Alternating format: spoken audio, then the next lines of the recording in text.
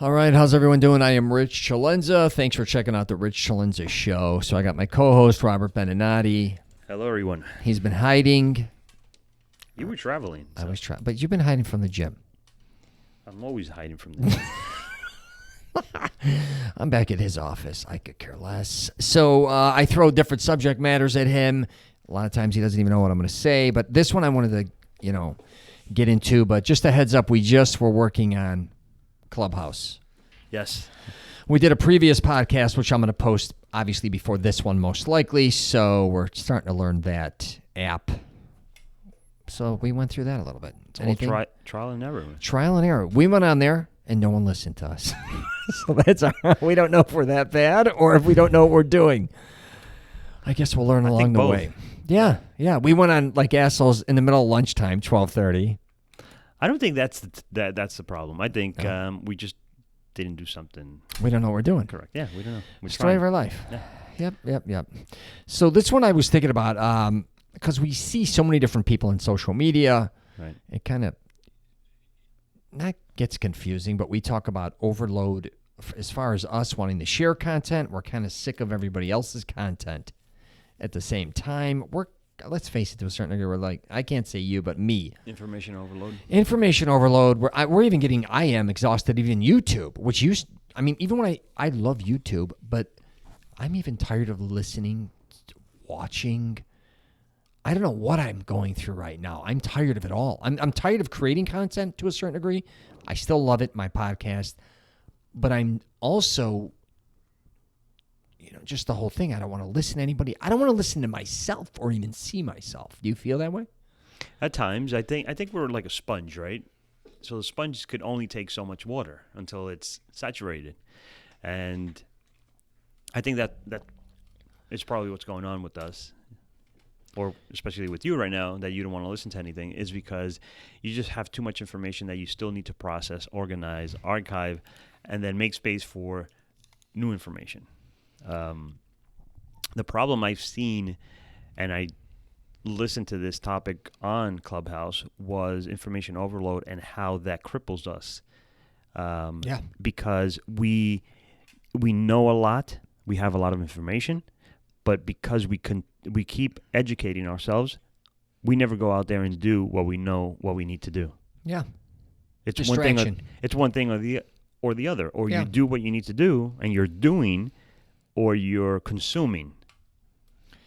So that happens a lot with and that's probably what's happening to you, is you're trying to find out that balance between acquiring more information and knowledge and listening to different things and then trying to apply it. So unless you organize that information, and I mean by using what works, deleting what doesn't, and the little bit that you learn, trying to organize it and apply it in your own life, then until you don't do that, you don't have space for more, I think, in my opinion. Yeah, I go back to originally when I was making my first film, why am I doing this? Right? When you're doing anything, get to the core of it. Like, are you doing it for money? That's what I was going to call this podcast. Are you looking for exposure, or are you looking for money, or both? But the core of it is, why do we do what we keep doing?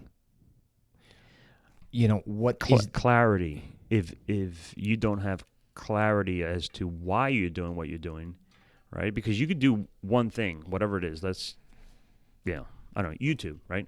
Yeah. Let's call it that. So you're doing YouTube, you're creating content. Why are you creating content? And there's a lot of reasons, but you have to be honest and clear with yourself why. 100%. So are you doing it to become famous, a celebrity, to be seen, because you really honestly have information and knowledge you want to share and help other people? Are you doing it for the money? And all the reasons are valid, don't get me wrong. For sure. They're all valid, but you have to be clear which one is it, and then the results you're going to get out of it have to match that intention. Right. Right? Are you doing it because you're bored? Like, I don't think a lot of people realize they do a lot of things just because they're bored. So they'll take on other things just to kind of fill in the time. Yes. A lot of times I think people just follow and see other people being successful at a certain thing, and they say, well, I could do the same. And then they realize this is not what I want to do. Yeah. Right? in my case, I have a podcast, and I created the podcast knowingly.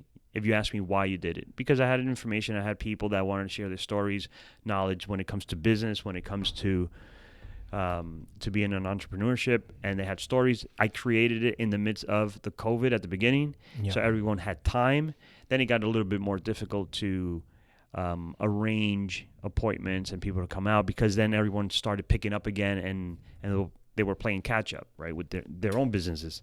So, and myself included, I went right back into real estate and stronger than ever. So I really didn't have the time, but I knew starting out the podcast that initially it wasn't going to be a moneymaker. Yeah. And I knew deep down inside that the reason I created this was because I wanted to meet people, share my stories and experiences, and also their stories, and network with them, right? Yeah. That was the intention. It wasn't to make money. It wasn't to become famous. It wasn't to become the next Joe Rogan. But I was okay with taking a pause, because I had other things that, I just needed to, that had my priority, my focus and attention, which is real estate and the other things I do, right?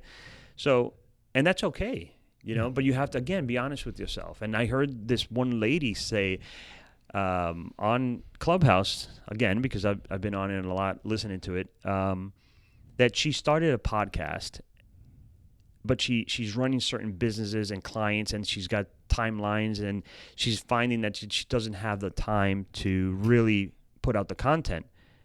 And I think the name of the club was Podcast Magazine, if I'm not mistaken.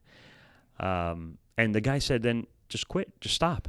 Right. Because if you can't do it, what are you fighting with yourself for? You just don't do it.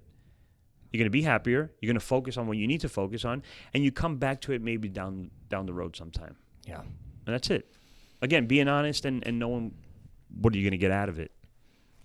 I think I can speak for myself, like it became extreme. I actually didn't even like social media originally to a certain degree until I got introduced to MySpace, let's say. Or I should say I liked MySpace. But then once that went away, I wasn't a huge Facebook guy originally. I would just put up pictures of food.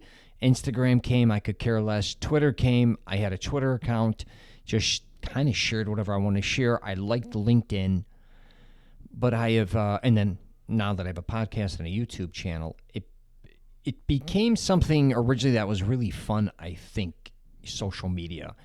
And it's becoming, I can't say daunting for me, but it's not, I enjoy still posting things, but I also think just especially right now during the politics and all that, like I dread going to those sites to watch what other people are posting, or I should say, see what they're posting. Mm-hmm. And at the same time, I wonder if they're dreading what I'm posting, right? Even though, say, I'm not into politics, but maybe they're sick of me as much as I'm sick of them to a certain degree. It's a very, and it's also at the point where, you know it as well as I do, once we stop, it's over. Like, right, the day you stop posting or you stop creating content, as far as like kind of what I do, you become a dinosaur immediately. Like, you don't know what's going on as far as like a new app you introduced me today. Yeah, it's constantly changing and changing so fast that things get added and change. I mean, you go into Facebook now and it looks different than it looked a month ago, I think, or two. Yeah. Right? You go back in and like, because I really don't do Facebook as much now either. It's just, it turned out to be a different platform. But the crazy thing is, at the beginning, everyone's like, I don't want to put my stuff on Facebook. Yeah. Right? And then it turned to like, everybody wants to put their life on Facebook. Like, I'm going to the gym, I'm eating this for breakfast, I'm this, that, the other. Like, it got to a point where I don't need to know all that. It's a diary of your life that I'm not interested in following. Right. Right. And how the younger generation has adapted to this social media life. I mean, they connect with other kids through social media. Yeah, and my kids hate social media. Yeah, I have one daughter that doesn't even... It's crazy, right? Yeah. But she's not distracted. Like, being with her is amazing kind of to that point. She's not looking... both of them really aren't huge into social media. One has an Instagram account. One just had a LinkedIn account. Yeah. She did Facebook kind of for me, so she could kind of see what I'm doing, but I never see her post anything on Facebook. So it's basically Instagram. My other daughter doesn't want to be bothered with anything. It's great. I mean, great in the sense, I think everything is good if you know how to use it. I think every platform is like a different tool in the box, in the toolbox, right? One is a hammer, one is a screwdriver. You use it for when it's called upon. Same thing with social media. But the overuse, the addiction, that's the downside to it. Yeah, and I'm right there. I would say I'm 100% addicted to social media. It's especially when I travel for the last 10 years, it kind of becomes your best friend, right? It keeps you busy, it keeps you entertained, it keeps you informed, accompanied. Avoid other people trying to come up to you and talk to you if that's what you don't want. Like if you're on a plane or in an airport and you don't want people, just random people coming up and talking to you, whatever, right? So you just look busy, look down on your phone, and keep to yourself. I've learned a ton too. It's isolated a lot of people as well. Oh, I was one of them. I still am. I mean, really, when you're traveling alone for multiple years, your best friend, like, again, becomes your cell phone to a certain degree. Mm-hmm. All the information you're getting from it. Not that I believe in all of it, but do you think, which I do, that social media to a certain point has made people